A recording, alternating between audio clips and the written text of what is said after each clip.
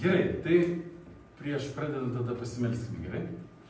Dangiškas Tėve, aš meldžiuosi, kad tu atvertum savo žodį, kad tu kalbėtum mums į mūsų širdis. Meldžiu Viešpatie, kad laiškas romiečiams parodytų mūsų situaciją tavo akyse, parodytų Viešpatie, kaip tu nekenti nuodėmės, parodytų, kaip tu myli žmoniją, parodytų, kaip tu mums paruošei tą išgelbimo planą ir kaip tu mus išgelbsti per savo malonę, panaudodamas savo sūnaus auką. Ir dėkojame tau, Viešpatie, už tai. Dabar prašom, kad atvertų mūsų ausis išgirsti, sumykštytų mūsų širdis priimti tą žodį. Meldžiu Viešpatie, kad mes jo gyventume. Jėzus vardu. Amen. Tai šiandieną mes turime trečiąjį skyrių romiečiams. Romiečiams trečiasis skyrius. Ir mes einame toliau. Laiškas romiečiams. Evangelija, kuri keičia viską, kuri pakeičia visą mūsų būtį. Taigi, trečiasis skyrius. Paulius dabar yra tarsi teisminėje salėje, tarsi teisme. Ir jisai kalba apie tai, kad pirmam skyriuje jisai įrodo, kad pagonys yra kalti prieš Dievą, kad jie yra nusidėjėliai ir kad jie yra verti mirties. Antram skyriuje mes kalbėjome apie tai, kad ne tik pagonys yra kalti, bet ir kalti yra taip pat ir žydai. Ir galiausiai visa žmonija yra kalta prieš Dievą. Ir dabar jisai skelbia romiečiams trečiam skyriuje, kas galėtų paskaityti 23 ir 24 eilutę. Dievo teisumą. Romiečiams 3, 23, 24. Nes visi nusidėjo ir stokojo Dievo šlovės. Iki paskaitų. 23-24 eilutė. O išteisinami dovanai jo malonė dėl atpirkimo, kuris yra Jėzuje Kristuje. Taigi Paulius čia apibendrina, sako, kad ne tik tai pagonys yra kalti, ne tik tai yra žydai kalti, bet jisai sako, visi yra nusidėję ir visi stokoja Dievo šlovės. Štai toks yra nuosprendis. Ir sako, o išteisinami jie yra dovanai dėl Dievo malonės, dėl atpirkimo, kuris yra Jėzuje Kristuje. Ir šitie žodžiai pakeitė milijonus žmonių gyvenimus.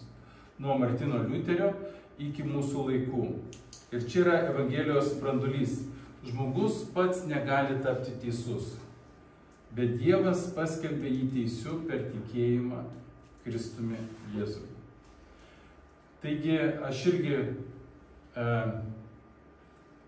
kai įtikėjau, pradžioje aš turėjau išgirsti, kad aš esu nusidėjėlis. Kai aš supratau, kad aš esu nusidėjėlis, kad man reikia atgailauti, kad man reikia atsiprašyti Dievo ir patikėti Kristumi, kuris mirė dėl mano nuodėmių, taip aš kalbėdamas maldą tapau nauju žmogumi. Kas galėtų paskaityti nuo 1 eilutės iki 8? Koks tada pranašumas būti žydu? Arba kokia nauda iš apipjaustymo? Visokiausia. Pirmiausia, tas, kad jiems buvo patikėtas Dievo žodis. Jei kai kurie tapo netikintys, negi jų netikėjimas panaikins Dievo ištikimybę. Jokiu būdu. Dievas išlieka teisingas, o kiekvienas žmogus melagis, kaip parašyta. Kad tu būtum pripažintas teisus ir tavo žodžiuose, ir kad tu būtum pripažintas teisus savo žodžiuose ir laimėtum. Kai esi teisiamas, Jei mūsų neteisumas iškelia Dievo teisumą, kągi sakysime, gal Dievas neteisus? Rūsčiai bausdamas, kalbu kaip žmonėms įprasta. Jokių būdų, kaip tada Dievas galėtų teisti pasaulį? Bet jeigu Dievo tiesa per mano melagystę tik dar labiau iškilo jo šloviai, tai kam dar teisti mane kaip nusidėlį? Tai gal darykime blogą, kad išeitų gera, kaip esame šmeižiami ir kaip kai kurie sako mus skelbiant. Tokie pasmerkti vertai. Ačiū. Čia vėlgi yra kalbama apie žmogaus nuodėmingumą. Mes negalime pasakyti, kad mes esame teisūs. Nors prieš įtikėjimą, prieš atsivertimą mes galvojame, kad mes esame visai tokie padorūs žmonės. Tokie nesam visai blogi, kaip ten Jonas, Petras ar Anupras, ar ne, mes ir padedame, ir darom tos gerus darbus. Bet sako, kad Dievas išlieka teisus ir kiekvienas žmogus yra melagis. Kiekvienas žmogus yra melagis. Nėra nei vieno, kuris galėtų pasakyti, aš nesu pamelavęs. Visi mes esame pamelavę, visi mes esame padarę tam tikrus dalykus, ar ne? Ir čia yra iškeliamas Dievo teisumas, kad mes visi esame neteisūs. Mes visi esame kalti prieš Dievą. Ir Paulius čia kalba apie tai, kad mes esame kalti, mes esame nuodėmingi. Ir dabar prieikime prie mūsų pirmojo punkto. Pirmasis punktas – visi kalti ir nėra nei vieno teisaus. Nėra nei vieno žemėje žmogaus, kuris būtų teisus. Nėra nei vieno žemėje žmogaus, kuris galėtų pasakyti, aš gyvenau visą gyvenimą teisingai ir nenusidėjau. Aš nepadariau nei vienos nuodėmės. Iš tikrųjų mes suprantame, kad visi mes esame kalti. Gerai, kas galėtų paskaityti tada nuo 9 iki 20 eilutės? Tai kągi, ar mes turime pirmenybę? Visai ne. Juk jau įrodėme, kad žydai ir pagonys visi yra nuodėmės valdžioje, kaip parašyta. Nėra teisaus, nėra nė vieno. Nėra išmanančių, nėra kas Dievo ieškotų. Visi paklydo ir tapo netikusiais. Nėra kas darytų gerą, nėra nė vieno. Iki 9? Iki 20. Jų gerklė atviras kapas, savo liežuviais klastas jie raizgė, gyvačių nuodai jų lūpose. Jų burna pilna keiksmų ir kartumo, jų kojos eiklios kraujo pralieti. Jų keliuose griuvimas ir vargas, jie nepažino taikos kelio ir prieš jūsų akis nestovi Dievo baimė. Mesgi žinome, kad ką besakytų įstatymas, jis kalba tiems, kurie yra įstatymo valdžioje, kad visos burnos užsičiauptų ir visas pasaulis pasirodytų kaltas prieš Dievą.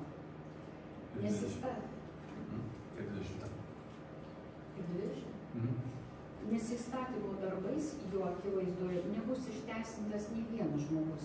Per įstatymą tik pažįstame nuodėmę. Ačiū. Čia Paulius rašom 10-11 eilutėje, sakydamas, nėra teisaus, nėra nė vieno. Nėra išmanančio, nėra kas Dievo ieškotų. Ir tai buvo radikali žinia pirmojo amžiaus Romos kultūroje, kurie žmonės didžiavosi savo moralinę tvarką, filosofiją ir teisinę sistemą. Romiečiai galvojo, kad jų rasė yra aukščiau už visas kitas, kad jie turi teisę, jie turi filosofiją, jie gyvena ir jų moralė tikrai yra gera. Ir sako, mes esame geri. Ir romėnų teismai buvo garsus, jie turėjo teisumo sampratą. Tačiau Paulius teigia, prieš Dievą niekas nėra teisus. Nėra tokio žmogaus, kuris pasakytų, aš esu teisus, aš esu geras. Nėra nei vieno tokio žmogaus. Ir čia yra žodis teisus, graikiškai dikajos, tai reiškia atitinkantis Dievo moralinį standartą. Nepadorus, ta prasme, ne geras, ne toksai, žinot, žmogus, kuris atrodo geras, bet visiškai teisus. Kas galėtų pasakyti, kad jūs esate toks visiškai teisus? Ar parodytumėt nors vieną žmogų, kuris galėtų pasakyti, kad aš esu visiškai teisus? Ar yra toks žmogus, kuris galėtų atitikti Dievo moralinį standartą, Dievo tą lygį, kurį jisai nubrėžė mums? Taigi, Dievas žiūri ne, kad tu esi nepadarus, bet tu turėtum būti visiškai teisus. Ir tai nesantykinė, bet absoliuti kategorija. Tokio teisumo neturi iš tikrųjų nei vienas žmogus. Nei vienas žmogus nėra teisus, kad galėtų Dievas jį pateisinti arba priimti. Ir čia šitoje ištraukoje Paulius sąmoningai cituoja Senojo testamento eilutės. Tai iš 14 psalmės ir Izaijo 59 skyriaus, kad parodytų, kad tai nėra naujas mokslas, kad tai nėra kažkokia nauja doktrina. Paulius čia cituoja Senąjį testamentą, parodydamas, kad tai yra visos Biblijos tiesa. Tai nėra kažkoks tai naujas mokslas, kaip kai kurie bandė jį prie jo kabintis ir sakyti, kad tu čia kažką tai išrandi naujo. Ir jisai cituoja Seną testamentą, sakydamas, kad Dievo standartai nuo pat pradžių, nuo pat pasaulio sukūrimo, jie nepasikeitė. Dievas reikalauja visiško teisumo. Mes linkę lygintis save su kitais. Žmogus toks jau yra. Jisai kaip pasižiūri į save, į aplinkinius, į kaimynus, į savo bendradarbius, į savo giminaičius ir sako, aš toks nesu jau labai blogas. Tas tai yra blogas, o aš jau esu geresnis negu jisai. Bet žinot, Dievas matuoja žmogų ne su žmogumi. Dievas matuoja žmogų su Kristumi. Jeigu aš lyginčiausi save su kitu žmogumi, galbūt galėčiau pasirodyti geresnis. Galbūt galėčiau pasakyti, aš netoks blogas, aš ir meldžiuosi, ir skaitau Dievo žodį, ir sekmadienį einu į bažnyčią, ir net paaukoju vieną kitą pinigėlį Dievui. Aš jau, matyti, jau esu geras. Bet jeigu mane dabar palygintume su Kristumi, aš suvokčiau, kad man iki Kristaus yra labai ir labai toli. Taigi Dievo šventumas tai yra veidrodis, kuris parodo mūsų tikrąją būklę.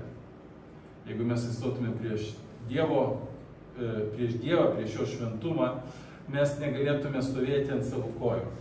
Aš esu klausęsis vieno žmogaus liudijimo, jisai buvo tikintis ir po mirties, po klinikinės mirties jisai atsidūrė prieš Dievą. Ir būdamas tikintis, mes kaip įsivaizduojame, kad jeigu žmogus tikintis, pakliūna į dangų ir ten pamato Jėzų, jis bėga Jėzų apsikabinti ir viskas yra labai gerai, ta prasme džiaugsmo pilnas. Sako, aš, pramerkiu akis, ir atsiduriu prieš Kristų. Ir sako, aš puolu veidų žemyn ir negaliu atsistoti nuo jo šventumo, nuo jo spindesio, nuo jo galybės. Ir Kristus sako, kelkis. Ir tas žmogus sako, ne, aš negaliu atsikelti. Ir jisai sako, kelkis. Ir nežinau, kiek kartų jam pasakė keltis, bet tas žmogus vos tik tai galėjo paskui atsikelti. Vat aš kažką galvoju labai panašiai apie mus. Iš tikrųjų, jeigu mes pamatytume tą tikrąjį Jėzų, tą tikrąjį jo šventumą, pamatytume tikrąją ją šlovę, mes nei vienas negalėtume įstovėti prieš jį. Ir todėl tas Dievo šventumas tai yra veidrodis, kuris parodo tikrąją mūsų būklę. Mes galime pasakyti, kad mes dabar jau esame tikintis, jau šiek tiek esame geresni, bet iš tiesų Dievo šventumas rodo, kokie mes esame. Taigi, 20 eilutė yra labai svarbi mums šitoje vietoje. Sako, nes įstatymo darbais Dievo akivaizdoje nebus išteisintas nė vienas žmogus. Dievas davė žmonijai įstatymą, davė savo moralinės normas. Jisai pasakė, kaip žmogus turėtų gyventi, ką turėtų daryti, kaip turėtų elgtis. Bet įstatymo darbais, darant gerus darbus, lankant bažnyčią, atliekant apeigas, darant visą, kas parašyta įstatyme, mes nei vienas žmogus nebūsime išteisinti Dievo akivaizdoje. Nes mes visi esame nusidėjėliai ir mes esame pasmerkti. Sako, per įstatymą tik pažįstame nuodėmę. Dievas davė mums įstatymą, Dievas davė žmonijai įstatymą, kad parodytų, kad mes negalime Dievo įstatymų išlaikyti. Mes negalime patys savo gerais darbais prilygti Dievo moraliai ir pasakyti, kad aš dabar jau esu geras žmogus. Per įstatymą, kurį Dievas davė mums tik tai parodo, kad štai kokia yra nuodėmė. Ir parodo, kad mums reikia iš tikrųjų gelbėtojo. Mums reikia žmogaus, mums reikia asmens, kuris galėtų mus išgelbėti. Ir šitas įstatymas buvo duotas tam, kad mus nuvestų pas Kristų, o ne tam, kad mes savo gerais darbais taptume geri žmonės. Viena tokia istorija apie Dwight Moody. Galbūt esat girdėję tokį. Evangelistas buvo gana žymus. Ir kartais jis kalbėjosi su vyru, kuris tvirtino, kad Dievas tikrai priims jį į dangų, nes jis yra neblogas žmogus, kad jis yra geras žmogus. Ir Moody jam pasakė, kai Dievas žiūri tave, jis nematuoja tavęs pagal kitus, o jisai matuoja tave pagal savo šventumą. Ar gali pasakyti, kad esi be nuodėmės?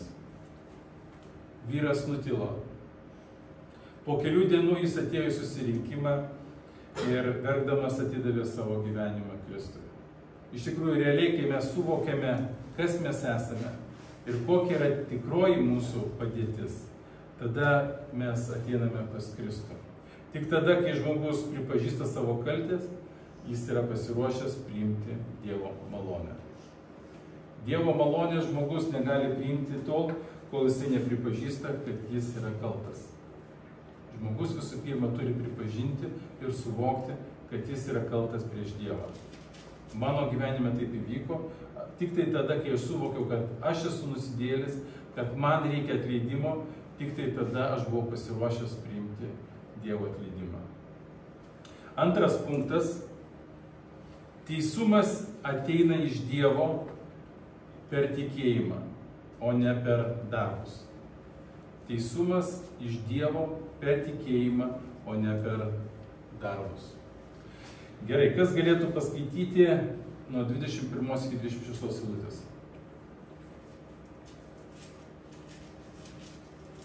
Gerai, skaitau. Iki kurios? Iki 26. Bet dabar, nepriklausomai nuo įstatymų, yra apreikštas Dievo teisumas, kurį paliudijo įstatymas ir pranašai. Dievo teisumas tikėjimo į Jėzų Kristų duodamas visiems, kurie tik. Nėra jokio skirtumo, nes visi nusidėjo ir stokoja Dievo šlovės, o išteisinami dovanai jo malonė dėl atpirkimo, kuris yra Jėzuje Kristuje. Dievas jį paskyrė permaldavimo auką, veikiančią per tikėjimą jo kraujo gale. Jis parodė savo teisumą tuo, kad būdamas kantrus nenubaudė už nuodėmes padarytas anksčiau ir parodė savo teisumą dabartiniu metu, pasirodydamas esąs teisus ir išteisinantis tą, kuris tiki Jėzų. Ačiū.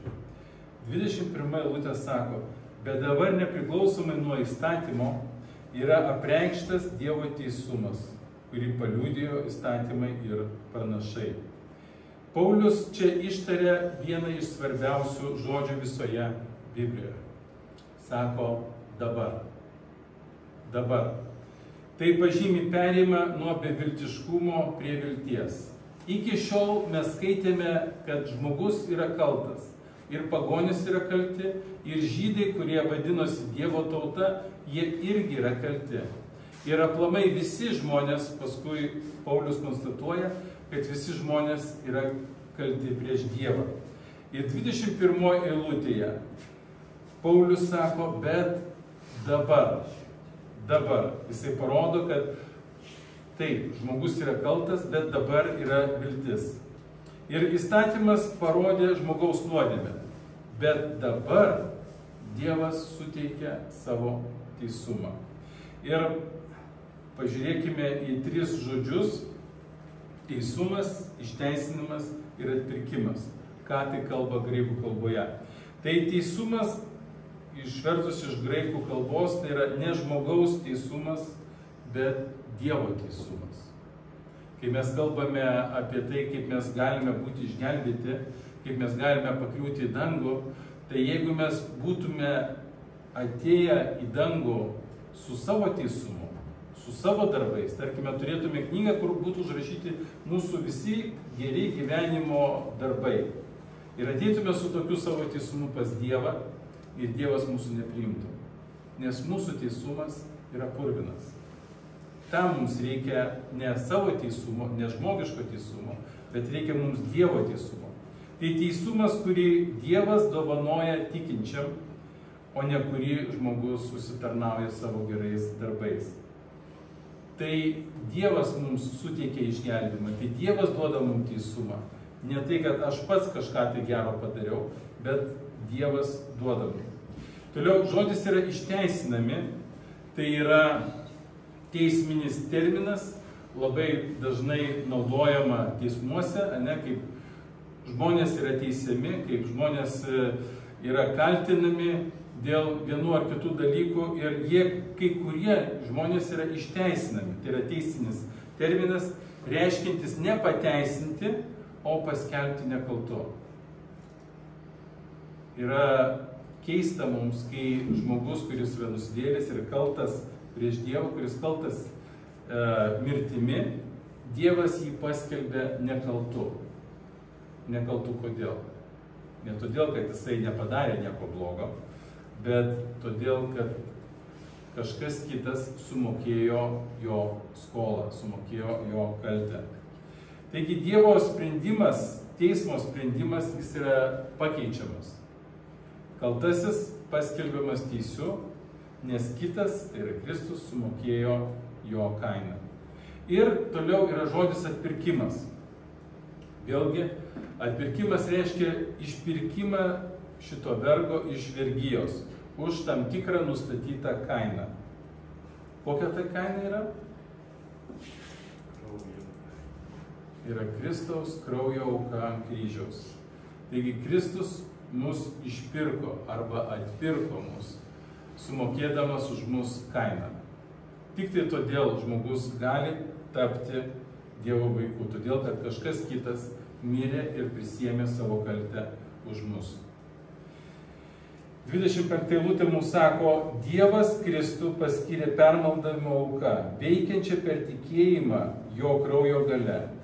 Jis parodė savo teisumą tuo, kad būdamas kantrus nenubaudė už nuodėmes padarytas anksčiau.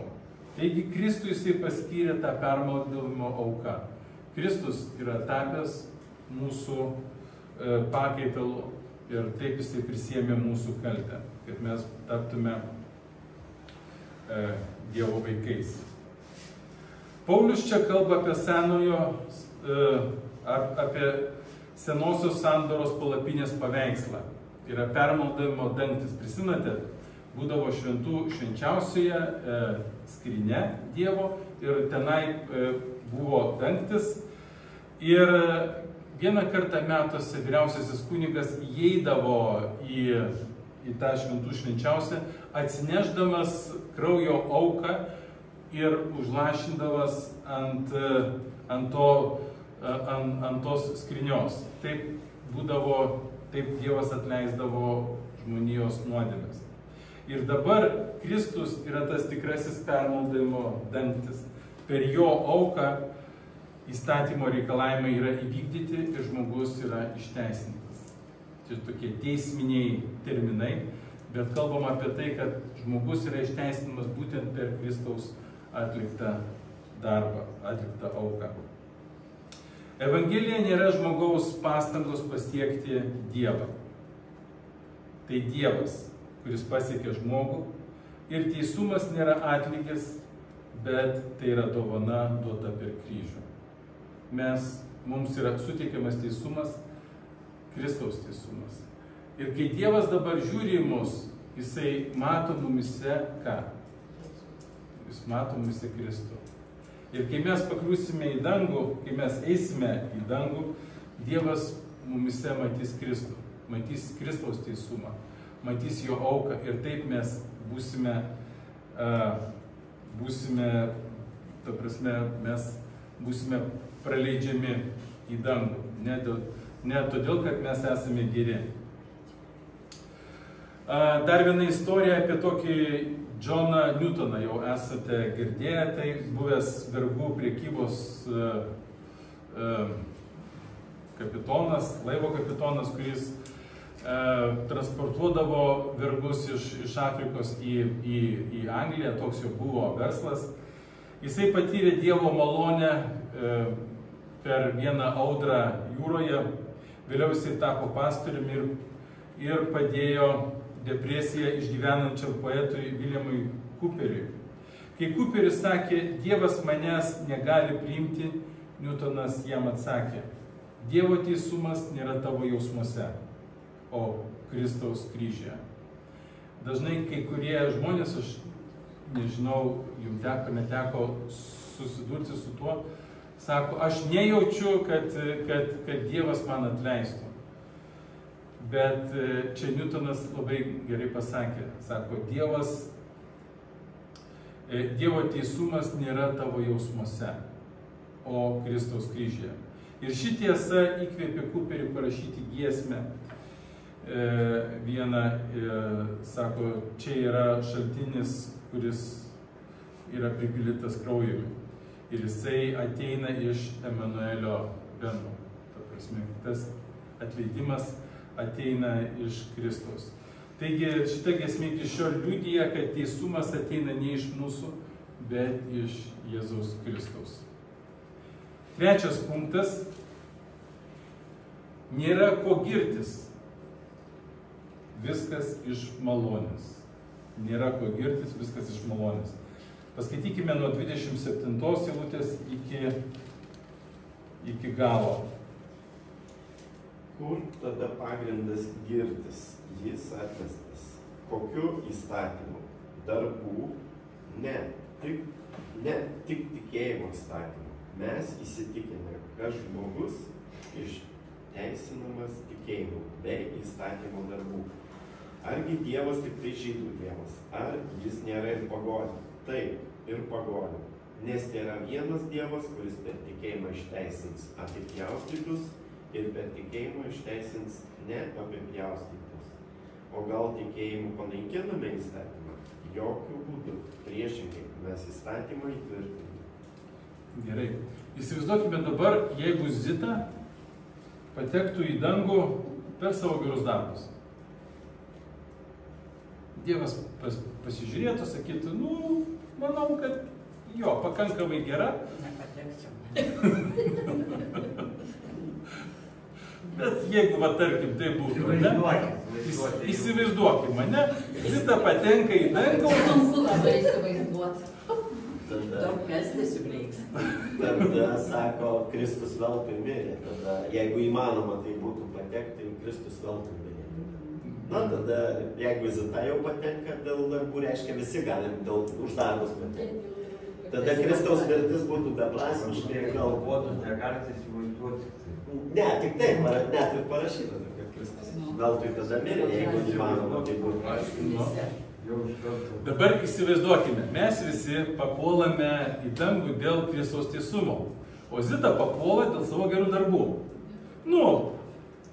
Pavalgydino vargšus, ten ėjo skelbė Evangeliją, viską darė ir Dievas ją dėl gerų darbų. Kas galėtų atsitikti danguje? Tada mes visi vaikštome su Kristaus teisumu, o Zita ateina su savo teisumu. Ir tada kyla pavojus pasididžiuoti. Tada ateitų Zita sakytų, jūs tai gavote kažką, o aš tai pati. Ar ne? Ir pasididžiavimas gautųsi nuodėmė ir tada iš dangaus žmogus iškrenta. Išmestų. Taip. todėl, kad mes nepasididžiuotume, mums yra suteikiamas Kristaus teisumas. Nes mes suvokėme, kad mes negalime patys įsigelbėti. Ir čia labai gerai Vidas sakė, jeigu mes galėtume išsigelbėti patys, dėl to, kad mes darėme gerus darbus, dėl to, kad mes meldėmės, dėl to, kad mes atlikome tam tikras apeigas, dėl to, kad padėjome žmonėms, dėl to, kad stengiamės nenuodėmiauti, tai tada Kristui nereikėtų ateiti ir mirti ant kryžiaus. Ir 27-28 eilutėje Paulius sako, kur tada pagrindas girtis? Ir sako, jis yra atmestas. Ir kokiu įstatymu? Kokį tu įstatymą esi išpildęs, kad tu dabar galėtum pasigirti? Sako, ar darbų, ar tų gerų darbų įstatymą? Ir Paulius sako, ne, tik tikėjimo įstatymų. Ir mes įsitikinę, kad žmogus išteisinamas tikėjimu be įstatymo darbų. Žmogus yra išteisinamas tik tai tikėdamas. Daugeliui žmonių, jeigu dabar ateitumėt ir pasakytumėt, kad tu gali tapti teisiu tik tai pasitikėdamas Kristumi, tave išjuoktų. Todėl, kad žmonėms tai yra labai tokia paiki žinia.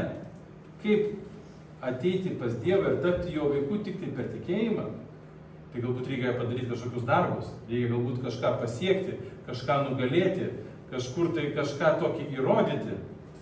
Bet ne, pasirodo, reikia tik tai vieno, tai reikia tik tai tikėjimo. Ir taigi Evangelija, čia mes matome, kad jinai panaikina pasididžiavimą. Nei vienas iš mūsų negalėsime danguje pasakyti, kad aš buvau geresnis, todėl patekau į dangų. Kaip prieš tai mes sakome, kad žmonės čia žemėje mėgsta lygintis. Aš lyginuosi su kažkuo kitu, aš netoks blogas, aš biški geresnis, ane? Bet mes tenai negalėsime lygintis, nes mes visi gavome tą patį teisumą, tą patį išgelbėjimą. Taigi Evangelija panaikina tą pasididžiavimą. Kai supranti, kad viskas ateina iš malonės, nelieka vietos pasigyrimai. Net ir mūsų tarpe mes negalime pasakyti, kad žiūrėk, aš ką pasiekiau, viskas ateina iš Dievo malonės. Tai, kas tu esi, tai, ką tu dabar darai, tai, kad tu esi dabar gyvas, tai, kad tu sėdi čianai, tai, kad tu girdi Dievo žodį, viskas ateina iš Dievo malonės. Romos bažnyčioje kildavo ginčiai tarp žydų ir pagonių tikinčiųjų, kas yra svarbesnis. Žydai sakydavo, tai mes esame Dievo tauta, mes esame svarbus. Ir pagonis jie nenorėdavo nusileisti ir taip kildavo ginčiai, kuris iš jų yra geresnis. Ir Paulius čia sako, mes visi stovime prie kryžiaus ant tos pačios žemės. Mes visi esame lygus Dievo akise. Dievas nežiūri nei į tavo tautybę, nežiūri, kad tu esi žydas, nežiūri, kad tu esi pagonis. Jisai nežiūri, ar tu esi vyras, ar tu esi moteris. Jis nežiūri, ar tu esi laisvas, ar tu esi vergas.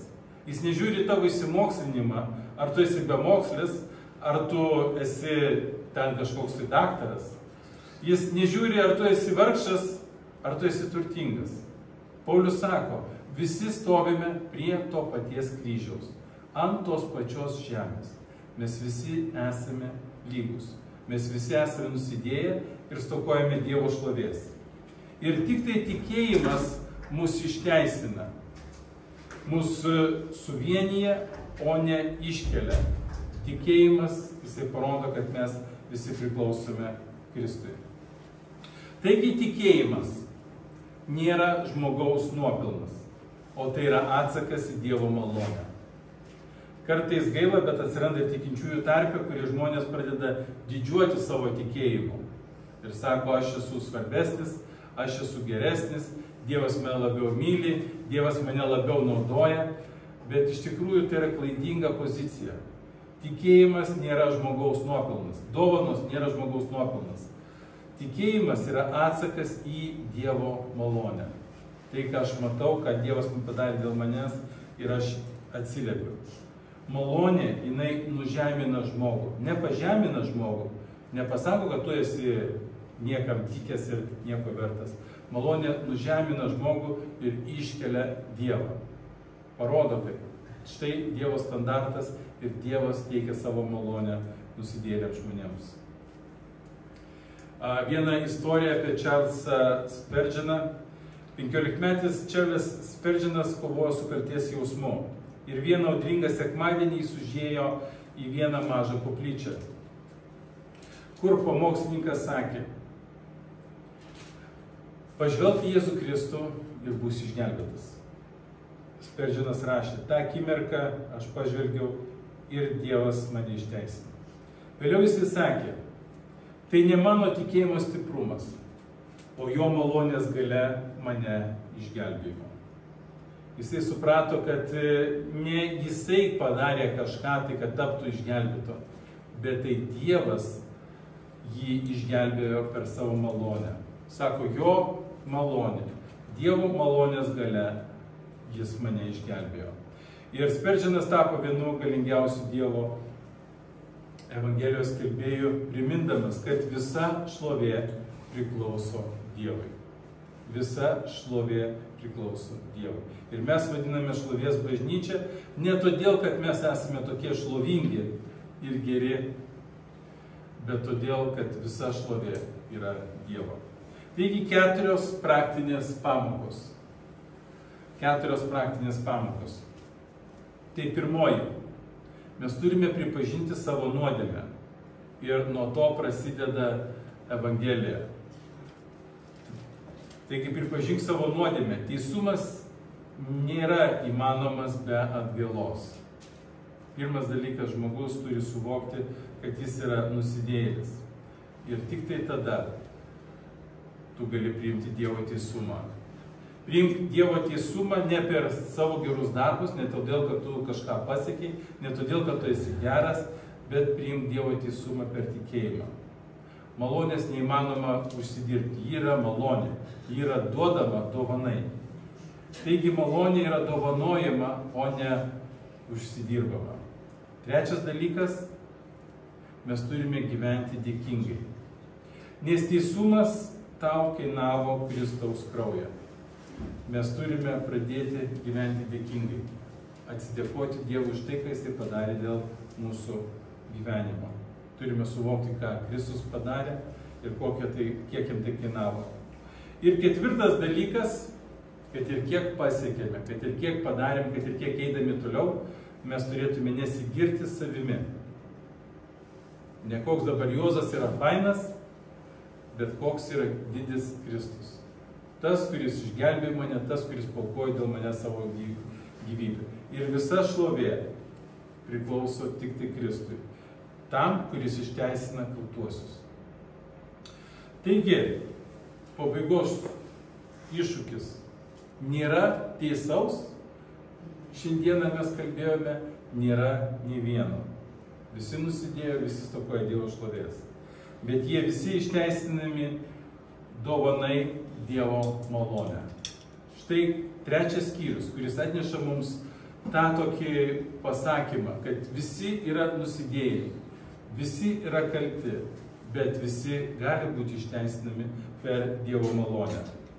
Ir šie žodžiai yra kaip dvasinis veidrodis. Dievas mato ne tavo nuodėmę, o Jisai mato Kristaus teisumą, kai tu pasitiki Kristumi. Kryžius yra ta vieta, kur teisingumas ir gailestingumas apsikabina. Prisimenat psalmė 85:10. 85:10.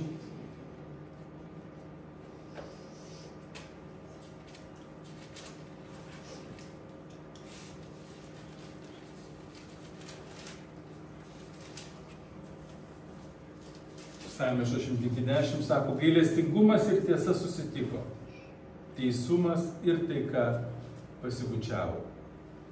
Yra nuostabi eilutė. Kryžius yra ta vieta, kur teisingumas ir gailestingumas jie apsikabina ir susitinka toje vienoje vietoje. Tad jei kada nors abejoji savo verte, prisimink. Tu neišteisinamas dėl to, ką padarėjai, o dėl to, ką Kristus padarė dėl tavęs. Mes esame išteisinami dėl to, ką Kristus padarė dėl manęs. Taigi, santrauka Romiečiams 3 skyriaus.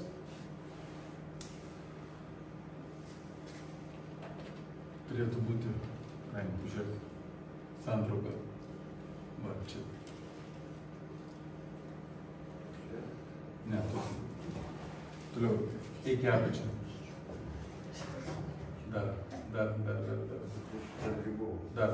Dar žemyn. Va. Santrauka. 3 skyriaus santrauka. Žmogaus būklė yra visi nusidėjo ir stokoja Dievo šlovės. Koks yra Dievo sprendimas? Teisumą jisai duoda per tikėjimą Kristumi. Ir tai yra 22 eilutė. Ir Dievo malonė išteisinami dovanai per atpirkimą. 24 eilutė. Ir tikėjimo esmė malonė pašalina pasididžiavimą. 27 eilutė. Taigi štai tokia yra santrauka viso šito 3 skyriaus. Mūsų būklė visi nusidėję. Dievo sprendimas tik tai per tikėjimą Kristumi. Dievo malonė yra išteisinami dovanai per atpirkimą. Ir tikėjimo esmė nebelieka pasididžiavimo.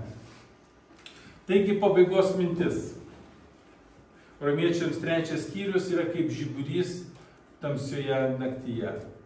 Atrodo, kad viskas be vilties, atrodo, kad visi nusidėję ir nebėra ką daryti. Bet čia šitas skyrius parodo, kad nuodėmė visus sulygina, o malonė visus pakelia. Mes visi esame verti mirties, bet malonė visus pakelia.